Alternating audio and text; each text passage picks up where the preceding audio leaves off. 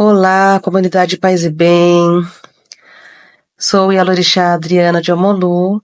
Estou aqui em mais um encontro, mais um episódio em que tratamos, né, da história, da forma de ser, viver e estar no mundo de povos tradicionais brasileiros africanos. A gente vem numa construção que, na minha percepção, é bem interessante, que é o resgate histórico. Nós tratamos até agora tanto da Maafa, né, do Holocausto, da escravidão, dos processos de colonização, até chegar em documentos que foram construídos internacionalmente, mas também nacionalmente. E hoje, né, dentro desse processo, a gente vai falar de algo bem mais próximo de nós, que são as frentes parlamentares e as teias legislativas. Então, vamos lá. Em 2011, nós temos a construção de uma frente parlamentar de comunidades de terreiro. Essa frente, ela é relançada em 2015, em 14 de maio de 2015. Essa frente parlamentar, ela passa a ter uma outra denominação, Frente Parlamentar Nacional Mista em Defesa dos Povos Tradicionais de Matriz Africana, em consonância com os documentos internacionais já discutidos aqui anteriormente. Convenção 69 da OIT, Decreto 6040, Decreto 5051, os documentos das conferências de igualdade racial e outros documentos, como a cartilha também dos povos tradicionais africanos. Vários são os documentos que balizam e contribuem para a criação e depois, né, na verdade, o relançamento da frente parlamentar já citada. O relançamento, ele se dá a partir de um requerimento, que é o 1854/2015, que ele foi solicitado pela deputada federal Érica Cocai. E lá solicita, então, né, que a frente seja relançada com esse outro nome, essa outra denominação. Mas a partir de uma reunião que foi realizada junto aos povos tradicionais de matriz africana, organizados, né, seja pelos movimentos sociais ou pelas organizações da sociedade civil. Tanto é que essa frente parlamentar, né, esse documento, esse requerimento que é o 1854, na ata diz o seguinte, que fica também definido que os povos tradicionais de matriz africana, através das organizações da sociedade civil e dos movimentos sociais, criam um conselho consultivo, que esse conselho consultivo atuará juntamente em parceria com a Frente Parlamentar Nacional Mista. E qual é o nome desse Conselho Consultivo? Teia Nacional Legislativa em Defesa dos Povos Tradicionais de Matriz Africana. Então, essa teia, ela se dá com autoridades e lideranças tradicionais de matriz africana, né, apontadas pelos partidos que compõem a frente parlamentar. Então, a princípio, a frente parlamentar é composta por 5 partidos, PT, PSOL, PSB, PCdoB e PDT.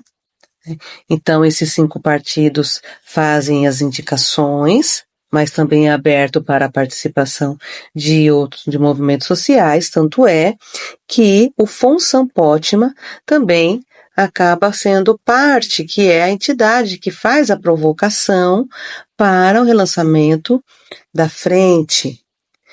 E por que precisa do relançar? Né? Não é uma questão só de alteração de nome, mas é porque estava parada. E aí, várias são as demandas que precisam ser discutidas. Então, relançar a teia, essa provocação do relançamento da teia, é porque vários assuntos são necessários para que se possa pensar, a partir do parlamento, políticas públicas para os povos tradicionais de matriz africana. E o que é a beleza da frente? A escuta sensível para os povos tradicionais, através da TEIA. As reuniões se dão no período da pandemia, né, com grande efervescência no período da pandemia, né, reuniões que aconteciam semanalmente, e dessas reuniões se constrói, a partir da escuta sensível, inclusive, o PL, né, o projeto de lei, que é o marco legal e conceitual dos povos tradicionais de matriz africana, que é protocolado em maio de 2022, num Seminário Nacional dos Povos Tradicionais de Matriz Africana, e que o protocolamento desse PL, né, com o protocolamento desse PL, ele recebe um número, que é o número 1279, ou seja, 1279/2022.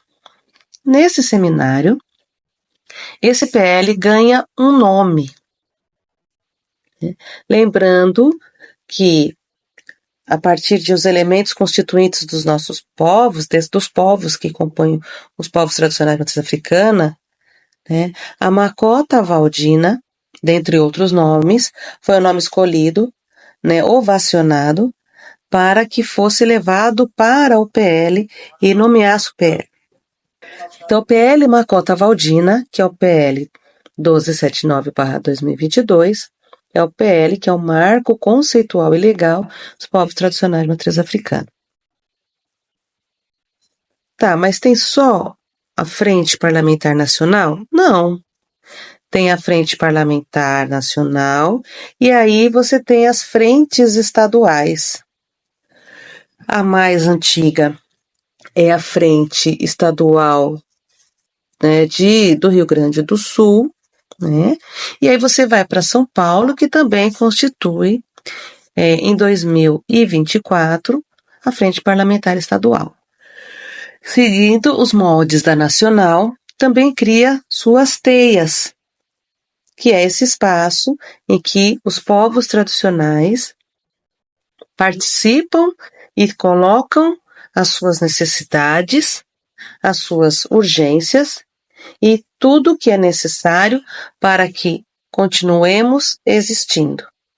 Então, a gente vem num caminho, que é um caminho interessante de resgate histórico, construção de documentos, e agora nós estamos com, né, a organização, mas não é toda a organização, porque vale lembrar que os nossos povos sempre estiveram organizados, seja dentro das unidades territoriais tradicionais, como aqui já foi dito. O que são as unidades territoriais tradicionais?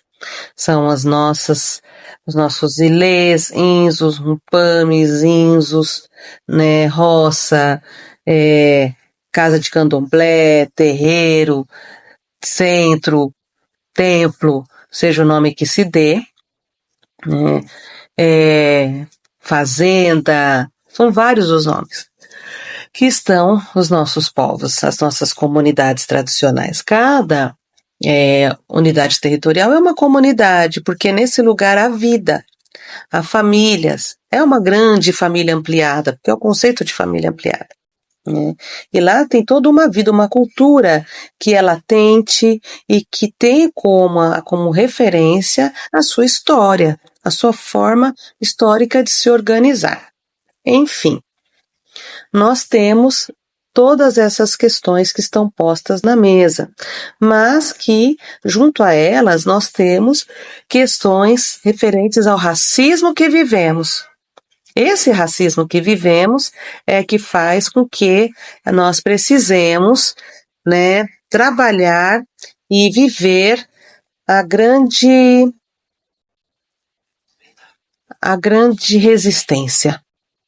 Essa é a palavra, a grande resistência, que se dá na luta diária,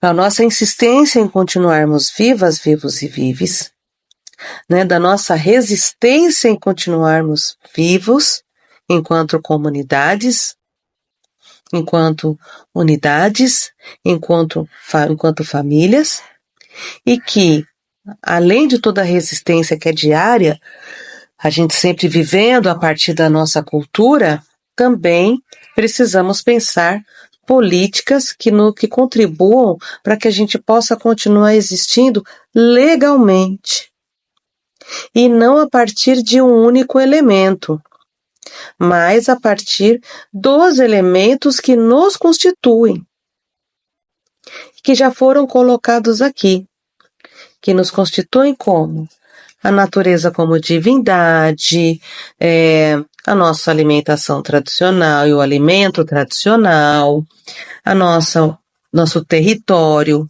a nossa territorialidade, as nossas vestes, as nossas línguas, né, porque não é uma única língua, né, a forma como nós nos relacionamos, o olhar que temos para os mais novos e para os mais velhos, seja no respeito incondicional, seja no cuidado e proteção incondicional. Então, os elementos, tendo a natureza como divindade, né? Então, elementos que nos constituem, mas não só são diversos os elementos que nos constituem, mas pensando políticas que promovam o nosso direito a continuar existindo. E isso é importante, uma vez que, desse lugar de quem somos, esse quem somos, que é o nosso lugar de pertença, é levado para dentro das discussões, né, na construção dessas políticas que têm como grande mote a nossa existência. A nossa existência. E desse lugar de nossa existência que discutimos as políticas de educação, de cultura, de terra-território, territorialidade, dupla cidadania, direito de organização, né, segurança e soberania alimentar, o direito à segurança pública. Nós discutimos o matriarcado e nós apresentamos os conceitos que nos definem. Então, isso se dá através do PL, que começa com o marco conceitual e que vai para as políticas. E que, inclusive, como já foi falado anteriormente, né, ele amplia tanto a lei que é o Estatuto da Igualdade Racial quanto o Estatuto das Cidades. Então, nós temos todas essas questões que são postas em discussão, pensadas a partir dessa relação sociedade civil-parlamento. Como? Pela frente parlamentar, pela teia nacional. Não fica só no estadual, vai para o municipal. Então, nós temos teias estaduais, como as que já foram colocadas aqui, mas também temos frentes municipais. As frentes municipais, que são, né, algumas e ainda outras que estão em andamento, hoje temos em Pelotas como exemplo, em Diadema, em São Paulo como exemplo, Pelotas e Rio Grande do Sul, fazem as discussões locais. E é extremamente importante a existência das teias municipais, porque é nesse território que existimos, mas que não fica somente nesse lugar. Por quê? Porque nós temos essa questão que é de trabalhar o território, né, a localidade, né, nós temos a questão que se amplia, que vai para os estados, que também precisa dialogar com o que acontece, com as dificuldades, necessidades, violência, formas de organização, né, da nossa existência. E aí nós temos também questões como a própria organização, né, no âmbito nacional. Do âmbito nacional, nós temos questões extremamente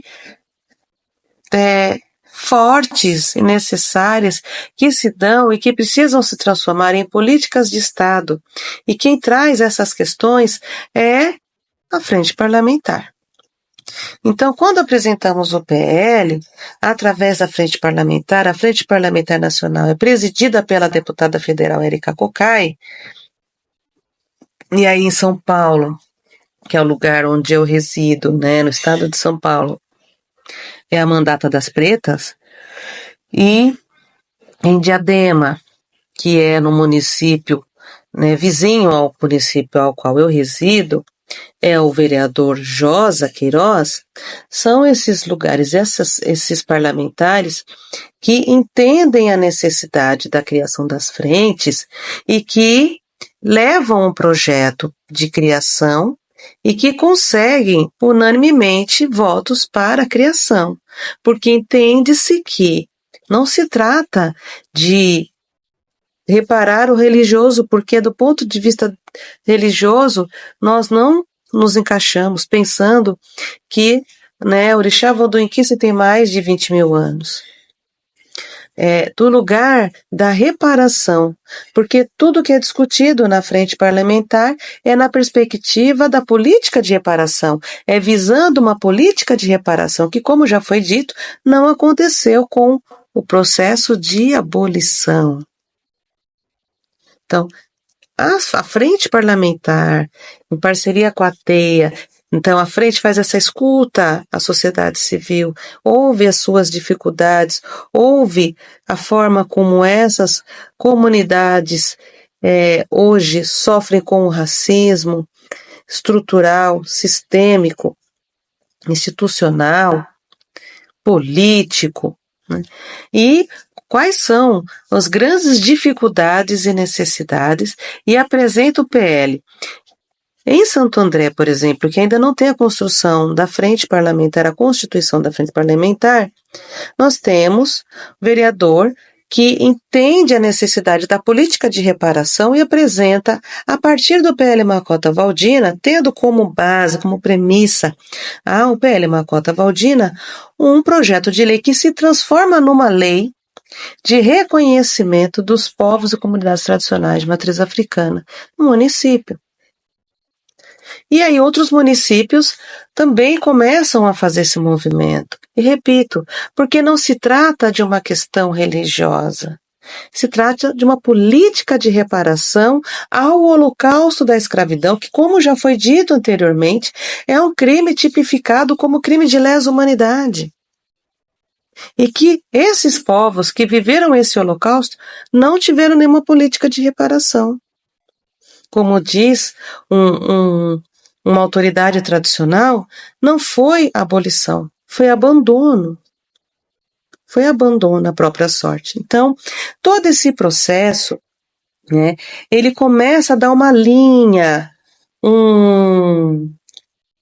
começa a sulear propostas, começa a sulear uma política que mostra que pensar nesses povos e garantir a eles políticas de reparação, né, é mais do que necessário, é urgente para a sobrevivência.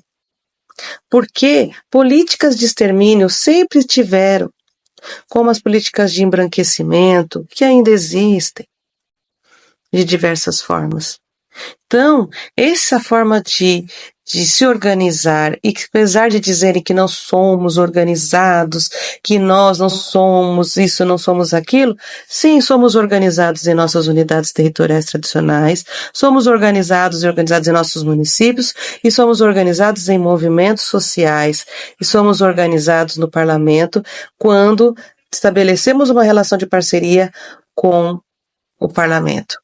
Bom, hoje é isso, é o que tínhamos para conversar um pouquinho, né? O tempo, ele é esse que nós temos e que a gente possa prosear mais, conversar mais e, quem sabe, em outros momentos, aprofundar temáticas tão importantes como a existência do nosso povo, não só na história, né? Na história antiga, mas na nossa história atual, entendendo-nos como sujeito de história sujeito de luta. Até mais, gente.